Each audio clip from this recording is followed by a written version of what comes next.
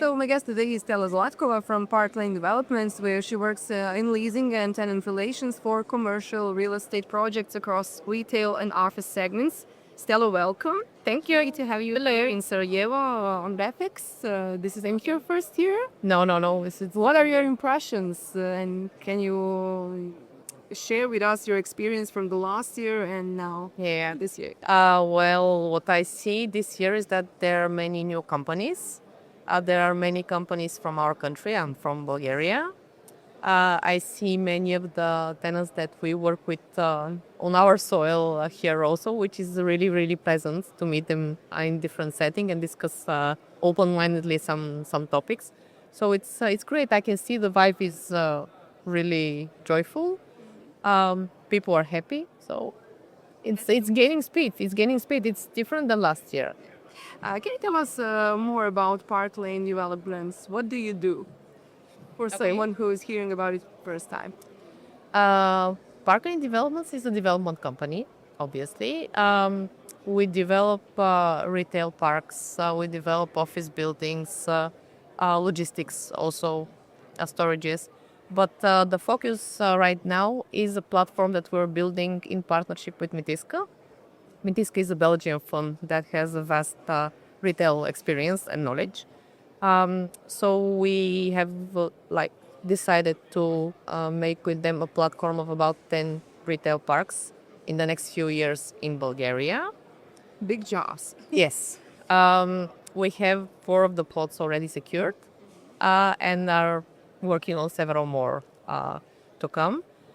The first actually is going to open now in September of 2026 with full occupancy, which is great news for us. Yes, and it's very rare. We have some nice brands, and I'm very happy about everybody that put their trust in us because I know this is going to be a very successful project. Generally, what Mitiska does is that they develop the projects within the residential areas. So it's really near the people. It's convenience-based retail. It's next to the residential. There is always an anchor that is food anchor, like some of the famous chains. In several of our parks, we have 2 of the chains. In some projects, we have Kaufland and Lidl. In other projects, we have Kaufland and Fantastico, which is a local chain. And of course, to have a very convenient and large parking. So you're offering your customers and your tenants full experience, I would say. Yes, absolutely, full experience. The focus is to make sure that we create the right synergy between the everyday shopping and the retail brands, like the fashion brands, pharmacies, drogery, and so forth, like kids stores also. This is something that's becoming very popular. Sports stores, shoe stores, and so forth. We want to make sure that people save time when they come to shop with us. And how would you describe your role in creating a successful project in retail or commercial project? My role is very creative, and I'm very happy about this. It's really, with my colleagues, we sit down together, we draw the project. If we have a plot of land, let's say, we draw a project, we think about how we can fit all the tenants that we want to fit depending on the specific area and specific setup of the project. We create the full for idea, the concept design, and then obviously the architects take it from there, and then we start discussing with the tenants. So it's you have to be you have to believe in what you do, otherwise you cannot sell it to the tenants. The idea is to sell your idea and your feeling about that this project is going to be successful to the tenants. Is it tough to find real tenants today? Or they are trying to get in contact with you? I think we have developed very fruitful partnerships with most of the tenants. Obviously, each and every project has first the anchor tenants, and then you have the so-called fillers, or the smaller shops. We have developed very strong partnerships with anchor tenants. So in most of the cases, from even before we purchase the plot, we know who is going to be there, which is very comforting. We develop together with them the size of the store, the shape of the stores, and so forth and so forth. And then, of course, next thing is to convince the smaller the smaller tenants that they're going to be successful in the project. So in this sense, I don't think it's difficult. I think it's important to keep the perspective when you're negotiating with someone with them, to keep the perspective that this is a long-term partnership, that it should be a win-win for both parties, and to have the understanding it's really business to business. So the business needs to work for us and it needs to work for them. So when you stand on this ground, I think it's easy to find them. But what brands care most about when choosing a location for their brand? It's very, very different. It's very different. Individual? Is it individual? It is, yeah, it varies from brand to brand, because some of the brands, for example, don't care where they're positioned in the project, because they know that they have enough driving power for customers to go there. They are by themselves traffic generators. Other tenants are very focused on being close to the supermarket chain, because in this way they will be able to benefit from the from the traffic, from the supermarket. In other cases, the tenants prefer to be around other tenants that are complementing their offering. Let's say if you have a shoe store for kids, then obviously it makes sense to have a store next to you that sells kids' toys, or that sells like clothing for kids. So those are very plain examples, but this is actually the way that tenants are thinking about it. Sometimes it's about visibility. Sometimes it's, for example, we develop food courts in our projects, which is not very typical for retail parks. But when you develop a food court, you need to make sure that you have the right anchors there, because people need to have the motivation to go in this premise. So maybe you have to have a like tailor-made, approach for every brand. Always, it's tailor-made approach for every brand, for each project. So this is the whole magic, that you need to take into account what the brands want. You need to take into account the givens of a project, because when the land is what it is, like we can do many different shapes on it, but it has its also limitations and opportunities. And when you manage to match all of this together, it becomes a really nice mingle. And the feeling of actually seeing a project open after it was like a bare land, like with nothing on it, it's really nice. And I think the tenants share the same thing. Yeah. And how important is for you to have like that mix in tenants in your projects? Yes, definitely. Mixing tenants is again a very specific business for each and every location. There are locations that require a lot of diversity, because they need to drive more people to a specific project.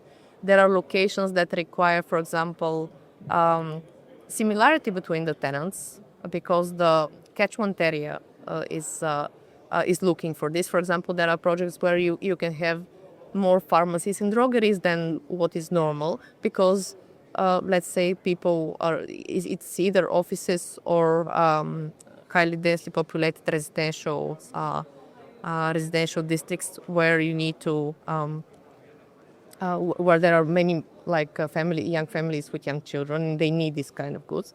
At the end of the day, everybody makes good business.